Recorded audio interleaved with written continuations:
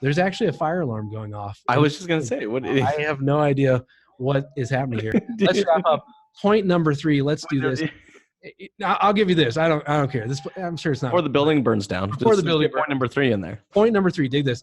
You need to look at your digital analytics the same way you do a financial statement. Yes. And so what I mean by this, dealerships are great at looking at financial statements to see what areas of their business are costing them or making them money, right? What's profitable, what's not. Start looking at your analytics. I love this. No, it's perfect. Yeah, we got it. Great urgencies. But look at your analytics the same way you do a financial statement. Guarantee you're going to find things that are making you money and costing you money. Shift and put more effort and more focus on what's making you money and cut back on what's costing you money. For freshly brewed discussion on automotive sales and marketing, this is Coffee with Jason. The Coffee with Jason podcast is sponsored by Closer's Coffee. For that full-bodied, rich, sweet flavor with a bright acidity, drink Closer's Coffee, stay caffeinated, and keep on closing. Find out more at closerscoffee.ca. All right. Hey, what's going on, Podcast Nations? Jason Harris here with Digital Dealership Solutions. Hey, thanks for joining us on another episode of Coffee with Jason. Today, I have my guest, Aaron Wood. Aaron Wood is the Director of... hold on. I'm going to do this. Director of Dealership Partner... No. All right. I'm going to let you tell me. Go ahead, Aaron. Yeah. Introduce yourself and give me the 2-minute origin story. You got it. And how you got into the business and what you've been up to. Wow. Thanks, Jason, first and foremost, for inviting me to join you on your podcast. I really appreciate it. Especially appreciate a podcast with my brother over in the east side of Canada, and I'm all the way up in Denver, Colorado, so this is pretty cool. It is fun. So yeah, I'm my official title is Director of Dealer Partnerships. There we go. For PIN Automotive, which is the automotive division of PIN Business Network. So we're kind of like a hybrid of a few things. We're a data intelligence company, we're a digital marketing agency, and we're also a media company. So we do a lot of things, but the root all comes back down to data and data intelligence and making sense of and utilizing data to the best of our abilities with the end result of benefiting our clients. So I'm in charge of the automotive vertical. And so this is a matter of working and consulting with dealerships prior to onboarding and coming onto our agency platform. And then while they're a partner with our agency, working with them and our account management teams and media teams to make sure that we're, serving the dealerships to the best of our ability and making sense of data for automotive to where it makes best sense for these dealers to essentially, just give them more opportunities to sell and grow in their marketplace and be profitable. And data is one of those things that's still a mystery to so many dealerships. And, I kind of give dealerships a little bit of a hard time because I feel like they need to educate themselves. And then, unfortunately, there's a lot of companies out there that will, mass snake oil, around the words data. And they just don't necessarily know what it is. Dealers, there's so much data points at a dealership that it's data. Data is a buzzword. It's a new marketing buzzword. And I mean, so I got my start in what I'm doing now, like 8 years ago. And, I started off in going door to door, selling ad space in a small directory listing. And, even that company, which was weird because 8 years ago, I'm pretty young, I think. Selling literally going door to door, phone book ad door to door, literally knocking door to door on businesses and finding contractors and such. But it was like, I had a career directing television news prior to that. And I was like, it's time for a change. I want to try something different. And so this was like my first foray. How do you say that? Sure. Yeah, whatever. It was my first. Feel free to make up as many words as you want because it was my first four bubble in advertising. I'm just going to go with that and own it. Nice. But they had a texting thing and they started to do some online. It was kind of weird because I was like, okay, you're a directory listing.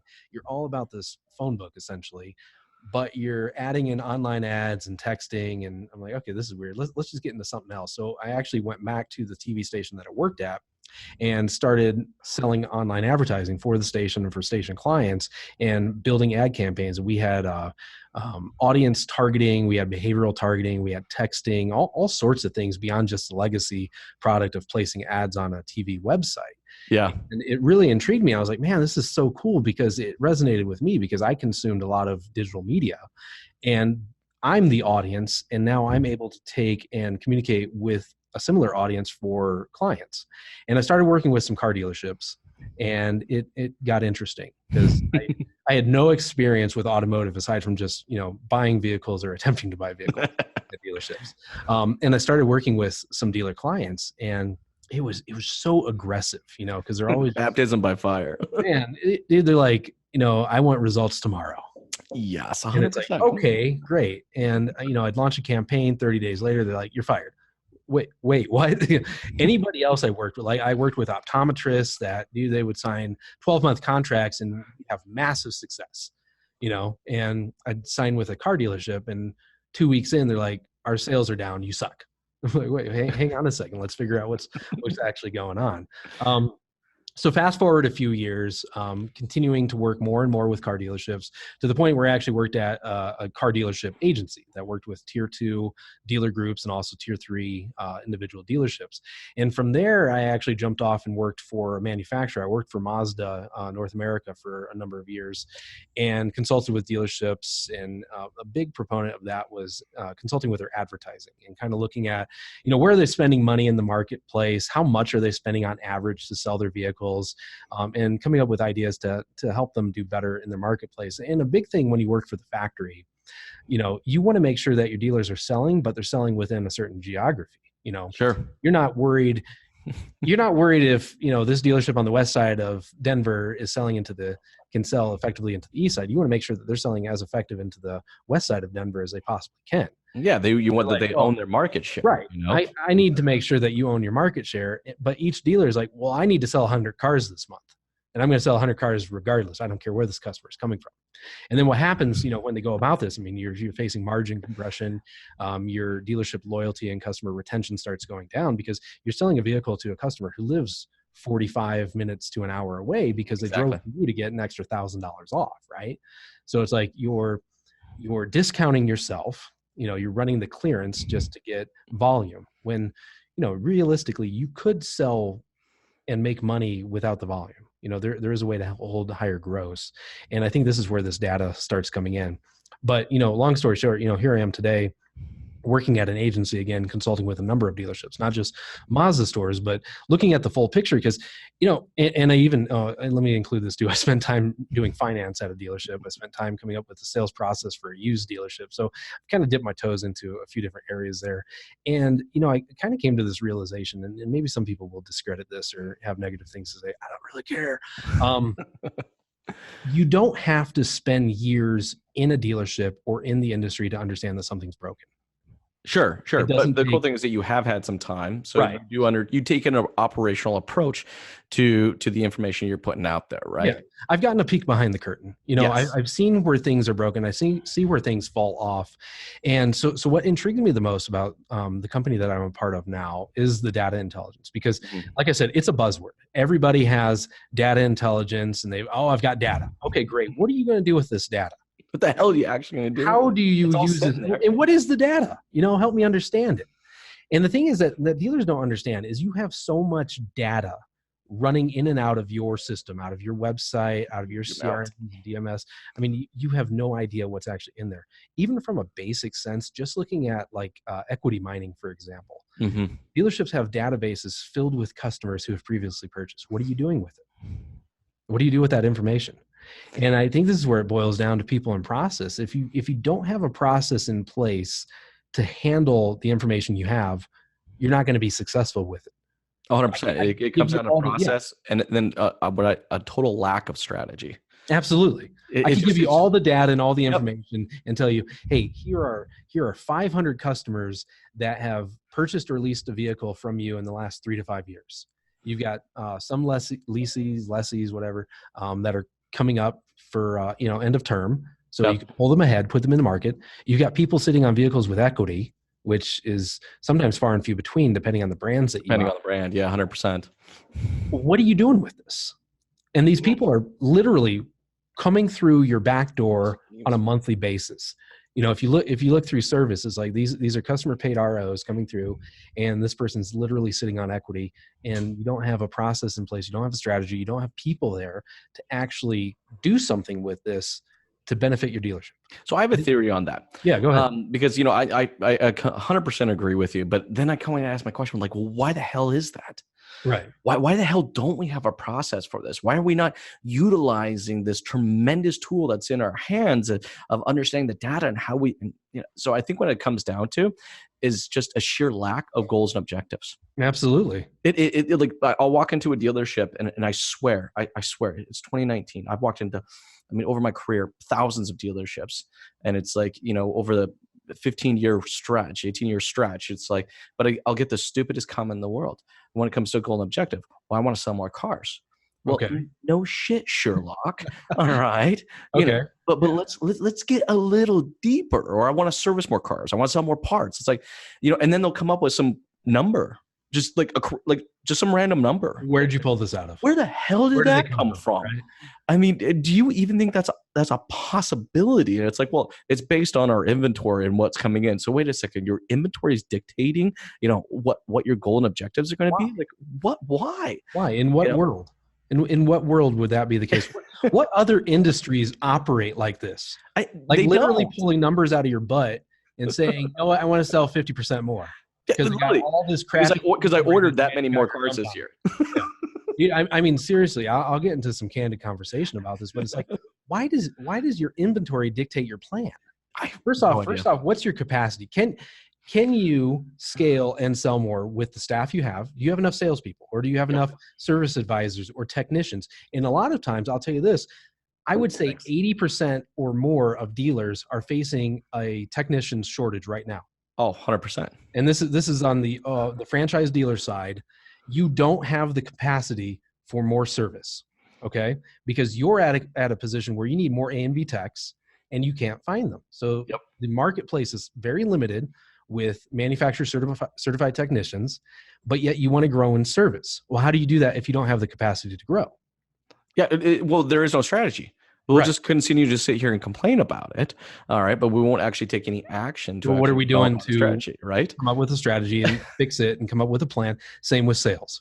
Okay. So you want to double your sales, but you have 12 sales consultants, sales staff, right? And you're selling maybe 100, 120 cars per month. I think NAD average is about 10 to 12 units per salesperson per month. Yep.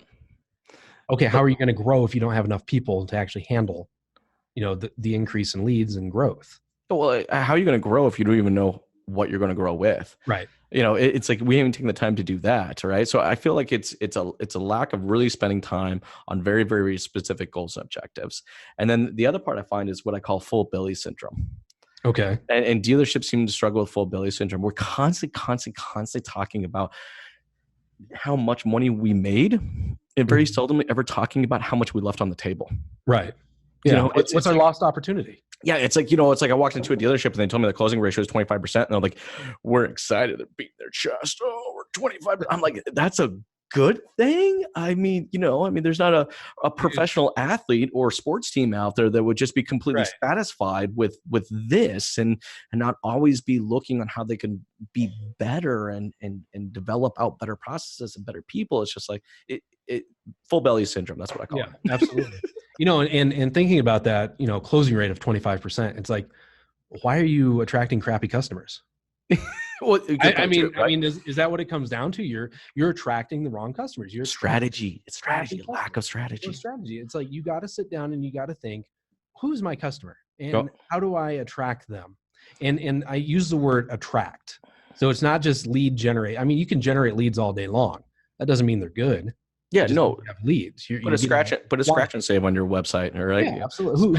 Who's gonna do that? This to get a $50 gas card. There's enough damn companies out there that will provide crap like that. Yeah, but there's a huge market of customers that want quality experiences. Mm-hmm. They know what they want to buy. Yeah, and it's no mystery of what they're going to pay for what they want to buy. And it's from coffee to cars. It's all the same. Mm-hmm. I know what I'm going to pay for my coffee. I know where I'm going to get my coffee, because of the experience that comes with it. Experience also includes consistency too. I'm a big fan of Starbucks, and there's a lot of people out there that are like, oh, Starbucks is just a monster. I like small businesses and I support them and I don't go to Starbucks. It's like, okay, that's cool. That's you. I go to Starbucks because I value consistency. Yes. Wherever I go, I can rely on Starbucks being consistent. Same with McDonald's. I know this is I actually like McDonald's coffee dude, as well. I love Like, McDonald's. I really do like if there's not a Yeah. Starbucks nearby, it's usually my immediate go-to because I know consistently, and I drink a crap load of coffee. You drink liters of coffee. I do. In fact, so much so I made my own coffee, which by the way, we have some coming to you. It's in the mail. It's on its way. Fantastic. Yeah, we made a Closer's Coffee. Actually, this podcast is sponsored by Closer's Coffee. The best part of waking up is strategy in your cup. There you go. Can you do that? We got a new tagline. Guys, we got a new tagline here. New tagline. Here we are. New tagline. Okay, there we go. Done. Anyway, so McDonald's. So dig this. This is what I love about McDonald's. I've got 3 kids. 2 of them are very little, and sometimes I'll be they'll be under my care to take them to lunch or breakfast or whatever, and I'll take them to McDonald's. And here's the great thing I love is, well, first off, it's consistent. I know absolutely what I'm going to get when I go there and how it's going to be delivered and all that. I can grab their mobile app, place my order ahead of time. So busy parent, dude, McDonald's. I know, it's cool. Panders to the busy parent. And it's like, I can get the order all set up, press submit, walk in the door, sit down. And then here comes my order on a tray. And they're like, Aaron, or whatever the order number or thing should be. And it's like, it saved me time, gave me exactly what I wanted, and was as expected. So think of it, this is kind of back to that point of, think of what your customers are doing in between vehicle purchases. I bought a vehicle, 3 to 5 years later, I'm going to be in the market again to buy another one. Well, what happened in those 3 to 5 years? Well, in 3 to 5 years, McDonald's came out with mobile apps and mobile ordering and ordering kiosks to make their experience even more streamlined and more customer-centric and focused. Starbucks does the same thing. You can order ahead on a mobile app with Starbucks. You know exactly what you're going to get. There's loyalty involved with this as well, too, that rewards the customer for coming back. So in the time of all these other advancements in a variety of other industries, what has your dealership done? How has your dealership grown and adapted and advanced to create a better customer experience? And I think that's so key, is that they created a customer experience. But what I think is, because actually I was having a very similar conversation with a dealer the other day, as we were talking about exactly what you're talking about right now. And I said, look, they didn't do this because it's a good idea. Like, I'm not fans of good ideas. I struggle with good ideas, right? When someone says, hey, Jason, I got a good idea for you, I'm like, here we go. Because a good idea is only good unless it's rooted into an actual goal and objective. Otherwise, It is just a good idea. There needs to be intention behind it. What's the objective? Yeah, why are we doing this? McDonald's put all that time and effort into creating that process because the data was there. Yeah. The data was telling them this is the experience that customers are looking for, right? They didn't do it because they thought it was a good idea. They didn't do it because they felt, it was a good idea. I swear, when I get into marketing meetings and I hear those 2 words, I'm just like, no, I mean, they weren't sitting around thinking, man, what can we do today? Yeah, let's. And then some guy's like, let's make a mobile app. Let's make an app. Let's do that. An opportunity to order breakfast while at a kiosk in our store. Exactly. Fantastic idea. Let's do it. Like you said, they had data to it. What does data show us for dealerships? Well, for years, data showed us that people don't shop multiple dealerships in person. They no, well, then that's most of their shopping online. Yeah, right? that's changed so much. And I think data has also shown us too, well, what parts of the experience at a dealership do customers like, and what parts of the experience do customers hate? We have plenty of data that shows us that. What do customers like? Well, I like showing up and going on a test drive, right? Because it's fun. It's energy. It's high. It's high level. It's. I like it. I'm getting into a $40,000, $50,000, $60,000 product that's not mine, and I get. Who doesn't love a new car? Who doesn't like that, right? I love not even just a brand new car, but a new to you car. Who doesn't love that? Exactly. Nobody would say, you know what? I don't want to go on a test drive today. Yeah, but then people hate. What's next? Yeah, of course. And then they come back and we're like, okay, here's the payment process. Here we go. But let me fill out this piece of paper real quick. We'll collect all your information and I'm going to go disappear into that dark hole in the back there for about 10 minutes. Yeah. We're going to be talking about you and what's know what we're going in to say, and then I'm going to come back with a piece of paper. It's going to have a lot of chicken scratch numbers on it. Depending on your sales manager, it may not even be eligible at all. None of this makes sense. It's not going to be in line with what you saw online in the first place because I had to add this fee, this fee, and this fee, and this fee to it. Yeah. Right. But I'm going to expect you to to believe that this number is the right number and the best number that you could possibly get this at. So let's just go ahead and do that. Like, what the hell? Yeah. It's a disconnect from Well, energy. And, you know, here's the thing. Here's the thing, Jason. Like, I don't say these. I say this stuff out of love. You know, and this might be a strong word to use, but honestly, I have friends that own and run dealerships, and I care about them and their business. And I'm like, if I can help you see what you don't see because you're too close to it, that's what I want to do. Yep. And I want to help you see what you don't see because you're in it every day. So you get kind of jaded from that experience. You're callous to it, you know, because you grew up in this, or you've just worked your way at a dealership. It's like every customer is the same for you. But you don't see that, okay, this is the first time this person's purchased a vehicle in like 3 to 5 years, right? I say these things out of love because I want to help good dealers become better. Yep. I want them to see, it's like, listen, this doesn't work anymore. This is broken. And this is the other side to it. A lot of people have been saying that, but who's offering the solution to get better? Where's the coaching? Where's helping somebody put a process in place? I don't want to recommend something if I can't help them change, coach them up, or develop a strategy to do something better. You know, it's like if I can say to the dealer, hey, listen, people love showing up at your dealership because you have a great selection. You've been around for a number of years. You're a big volume store. So it's like they know they're going to find what they're looking for here. They don't have to shop anywhere else, right? You got a nice facility. Your staff is, you know, courteous. But people hate, you know, being toyed around. Of course. You know, they know how much this is, right? Build value. Build that value in your product. Build the value in doing business with you, and guarantee people aren't going to have an issue paying what you're asking them to pay. No, 100%. I personally, you know, so when I left Mazda, my wife and I were like, okay, what are we going to drive now? Because when you work for a manufacturer, you drive the brand. Right? Of course. A lot of perks that come with that. So we started looking, and I actually went to a Subaru dealership. But here's the deal. It's like I worked for the factory. I've been trained in finance. I know how sales work. And I knew if we were going to buy, or we were going to lease, if we were going to lease a Subaru, I knew what I wanted. But I never drove the products before. So we showed up to a Subaru dealership not far from home. I said, let me check out this Forester. I think it was a Forester XT, and then the Outback, just for cross comparison. I want to see, you know, what's what and the differences. And well, first off, I come from Mazda land they have amazing automatic transmissions. Yep. No CVTs. This was the first time I like drove a CVT, and I'm like, I don't like this. And the guy's like, well, you'll get used to it. I don't want to get used to it.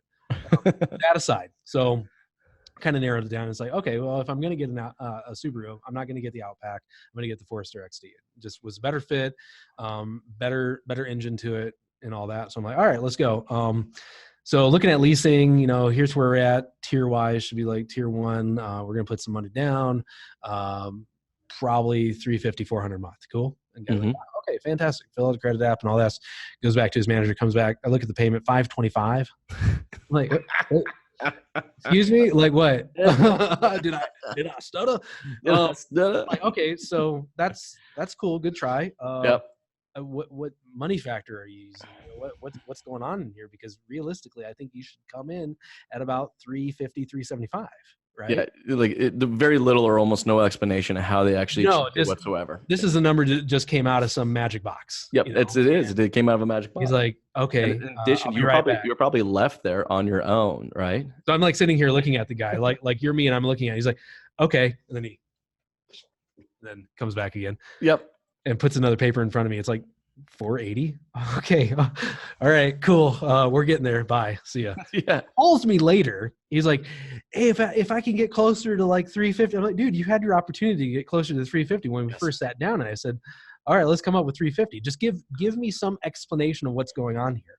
Why do these numbers have to be imaginary? Pull them out of a hat, see what the customer says. It's a lack of transparency. That's what it is. And consumers are looking for that transparency. It's one of the reasons I love using Uber, right? I use Uber because it is convenient, but it's the transparency in it. When I know where I want to go, I know exactly how much it's going to cost. Yeah. There's no mystery. This old archaic, and because I think of kind of the dealerships in this old payment process is how kind of like how getting into a taxi, you don't actually know what it's going to cost you to get from point A to point B. You're just like, oh God, do I got enough cash in my pocket? Am I going to have enough to cover? But no. Well, what's the surcharge going to be? Is there going to be like an additional flat added to it just because, And I think the same way. Am I here too early in the month and you're a little hungrier than you're going to be later in the month? And so I'm getting a little more finessed, and, you're putting the max markup on the money factor or the interest rate or whatever. I'm like, just be straight with me, guy. And this is a Subaru dealership, and Subaru, I think, is a brand in the United States, Colorado and Washington. Subaru is huge. It is. For the rest of the country, I don't know. I don't know how it is in Canada, but I'd imagine you get up to Oregon, it's pretty popular. Yeah, super popular. In the Pacific Northwest. In Canada, we're also very popular because we're very in sync with our weather, and weather here is all over the place. So all-wheel drive, so that's pretty much all we sell. It's like a given. You're all-wheel drive all day. But I think it's a brand that has great consumer sentiment. But then you go to a dealership that's still doing things like the old way. I always consider it, this is like old Ford dealership. You show up and it's like, oh, what do you want to pay today? It's the car badger. Remember that guy? Oh gosh, yeah, I'm gonna get me one today. Yeah. But no, it's like money. I don't think there's a dealer out there that wants that taxi experience. Right. Yeah, that's what they continue to provide to their customers. It's this taxi style experience. It's not the. Do you think it's that they just don't know how to get there to the next step, how to become like the Uber when they were the taxi driver? It's the full belly syndrome.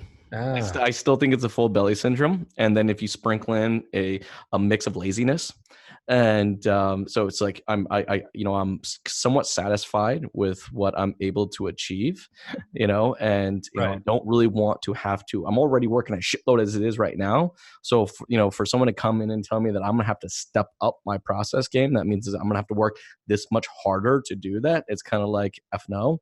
The other thing too is that we're so fixated into this race from the beginning to the end of the month that if you're asking me to bring in some additional process or develop out some additional strategy that doesn't immediately affect my 30-day race, right? It's like I don't got time for you. Leave me alone. No, it's such a reactive environment. I'm reacting to how is the month going. This is why I've said before. I posted a comment of this. Is dealerships really need to stop looking at their sales on a month-to-month basis and start looking at things on a rolling 30 average. And I think this is why I think that, because you're going to see a better picture of your performance in order to give you sort of the roadmap to improve performance. And I'd push even farther. Honestly, I'm like, go 90 days. Dude, I think seasonality is baloney. Yeah. I think it's baloney. Here's why, is because you're looking at things from a monthly basis. It's like, okay, well, what about February? You have less days than you have had in January and less days than you'll have in March, right? Or when you come up around holidays and things like that. But if you look at a rolling 30 or even bring it down out to a rolling 90 or even look at the two together, you will see what is my pace. And I think this is a way where, and this could be something, where dealership CRMs could even improve to show better reporting metrics. On efforts. On effort. On efforts. See, the key thing is efforts. It would be accountable. We have no problem showing results.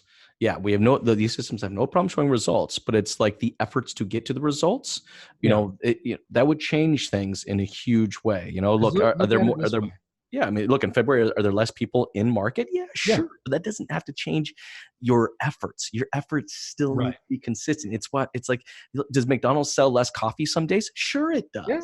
Right? But then they sell a boatload the next. It does not change their efforts. Their efforts are not defined by the volume that they're going to be doing. And for some reason, as dealerships, we get into this space where our efforts are somehow defined by these seasonalities and with the volume. It's like, well, it's winter, so I'm just going to kind of, kick my feet around a little bit. Yeah, everybody knows we're not going to sell in winter. Okay, did you and all the other dealerships in your market agree, hey, guys, it's winter. Let's just take it easy. Let's scale back.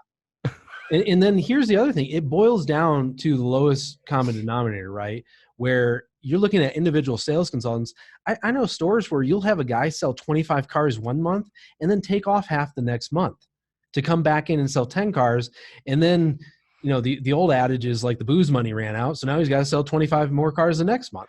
Full belly syndrome. The full belly syndrome. Absolutely. That's what it is. It's like, hey, I did great, and now I can go eat. And well, now the money ran out and I'm hungry again, so I'm going to come back and get back to work. It's like, well, why are we doing that? Yep. Well, why is it so up and down? And it starts, it's at the top and it's at the bottom.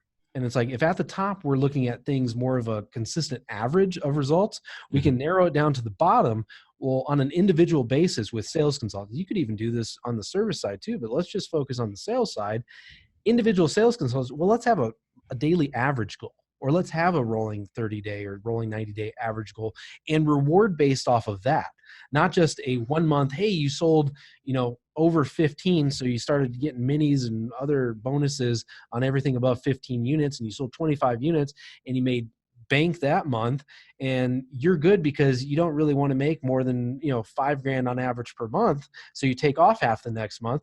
Let's reward people for consistent efforts and not results, but they're consistent efforts. Yeah, exactly. You're let your efforts define your results, right? I see it the same way too. Even with dealer ad strategies, you have some brands, especially, I'll use Mazda for example.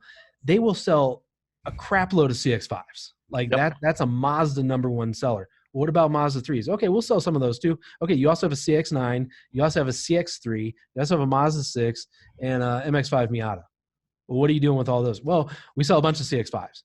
Okay, but what is your strategy focused on? Your strategy is focused on selling CX-5s, right?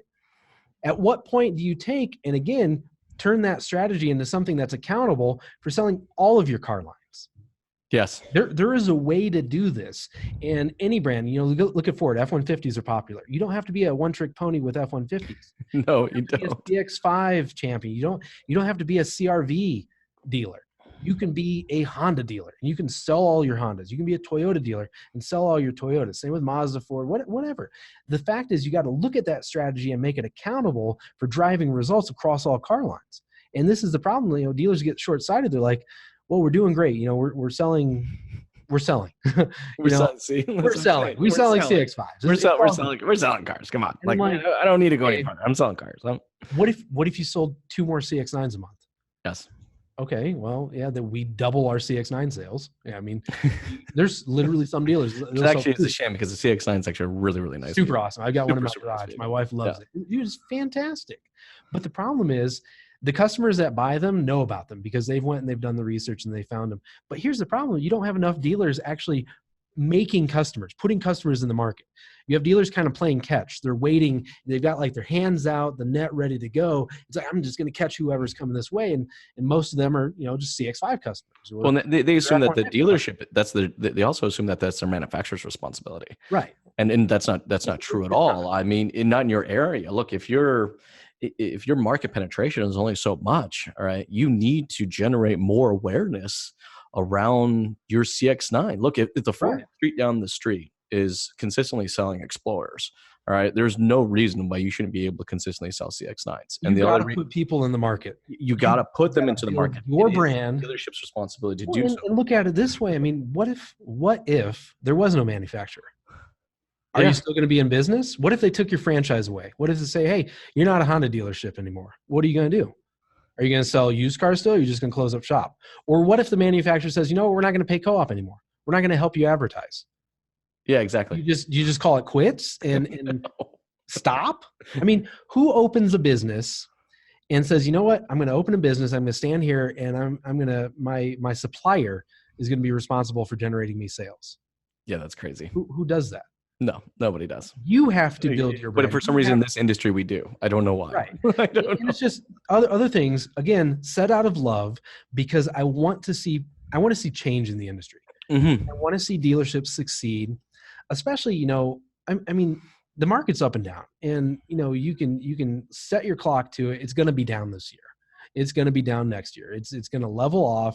We've had a couple of really good years and it's just going to. Yeah, we're plateauing. Like everyone's kind of freaking out about it. This happens all the damn time. But here's the thing that will happen. Good dealerships will succeed. Of course. They will come out of this shining, right? Bad dealerships will fail. It is a guarantee. There will be winners and there will be losers. The winners will be the ones that see benefit in developing strategies, developing processes, developing the people within their teams, and creating great experiences for customers. Those are the dealerships that'll win. 100%. Now let's kind of like deep dive into that, right? Yeah. Like, because, I know people listening to this go, yeah, Jason, all right, Aaron. Okay. Like I've heard this shit all the time, right? I understand I got to do this. I got to get my people, got to have my experiences, but you know what? Let's give them something real actionable, right? What would you say be the 3 things? And there's a lot, right? There's a lot of things we can do to really kind of prep ourselves for what's to come over the next couple of years, right? It's not a down season. It might be slightly down, but it's going to be a flat season. It's just is what it is. Just accept it, right? But what can we do what would you say the top 3 things we could do to prep ourselves for that? Okay. Right? Number one here. This is going to be hard, I'm and curious. some people might have heart palpitations from this. Stop relying on other people to sell your products. Okay. What I mean by that is, as a dealership, stop relying on independent lead providers. Stop relying on the manufacturer. Stop relying on vendors to sell for you. Use a vendor like an agency or an ad partner. Use somebody who's going to make you famous, who's going to help you sell better, and stop relying on other people to make the sales for you. Yeah, because once you turn that tap off, it's done. It's off. It's done. And here's the thing. I'm not getting all like, was it Mel Gibson, Conspiracy Theory? Yeah. Is that him? I'm not getting all conspiracy theory here, but these lead providers are not your friends. They are in business to send you leads, and I guarantee probably 85-90% of those leads are your own customers anyway, that they're just selling back to you. These are people that would buy from you, but because of strategies that these companies have created, they say, don't trust those dealers, trust us.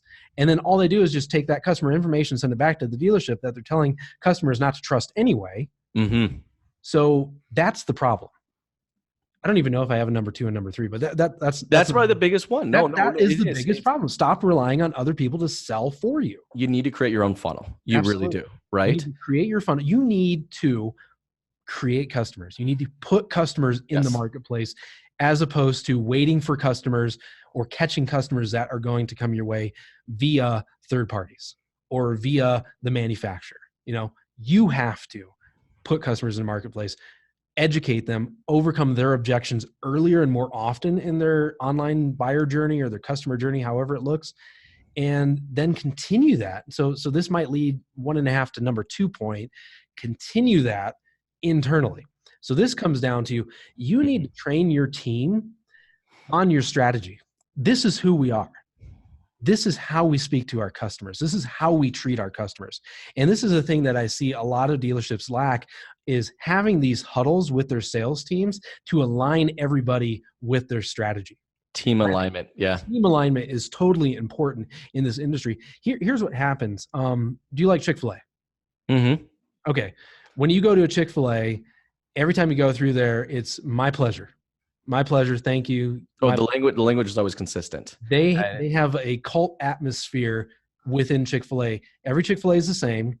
They speak the same way. They treat their customers the same way. They have such a high level of consistency because of the training, because of the alignment with the overarching strategy. I guarantee if dealerships would do this, call it like the Chick-fil-A method or something, CFA your dealership, right? Yeah. Align your team consistently with your messaging and with your strategy, you'll see considerable results. Because when a customer shows up, if your sales consultants and your sales managers understand this is what we're doing in the marketplace to generate and create customers and engage with them and build sentiment for our dealership as a brand and our products, if they continue that conversation with those customers, you won't have to worry about price. You won't have to worry about a customer, 100%. Well, let me get a discount. They won't want a discount because they'll actually want to do business with you. There's actually a fire alarm going off. I was just going to say, I have no idea what is happening here. Let's wrap up. Point number 3. Let's do this. I'll give you this. I don't care. I'm sure it's not. Before the building burns down. Before the building. Point number 3 in there. Point number 3. Dig this. You need to look at your digital analytics the same way you do a financial statement. Yes. And so what I mean by this, dealerships are great at looking at financial statements to see what areas of their business are costing them or making them money, right? What's profitable, what's not. Start looking at your analytics I love this. No, it's perfect. Yeah, we got to That's wrap great here. urgencies. But look at your analytics the same way you do a financial statement. Guarantee you're going to find things that are making you money and costing you money. Shift and put more effort and more focus on what's making you money and cut back on what's costing you money. 100%. I couldn't agree anymore. Aaron, thank you so much for taking your time and jamming with me today. The building's burning down, bro. The building's burning down. So before it burns down, real quick, for people that like to connect with you and learn a little more about what you guys are doing, what's the easiest way to do so? Just check us out, pinbn.com. Awesome. pinbusinessnetwork.com. Check us out there online. Check me out on LinkedIn. I like to post my opinions on. Very much so. And they're great. They're great. I really encourage anybody listening, watching this, you go check out Aaron. Aaron, thank you again so much for your time today. I had an awesome time jamming with you. Awesome, man. Thanks. Have a good one. See ya. Bye. We covered a bunch of great topics today. What stood out most to you? Be sure to let us know in the comments section below. And don't forget to like the post and share it to keep the conversation going. You can follow Jason on all social media platforms by following Strategy with Jason. You can find him pretty well everywhere you can share content. I hope we were able to get you thinking. And until the next time, this has been Nathan with Digital Dealership Solutions. Have a great day.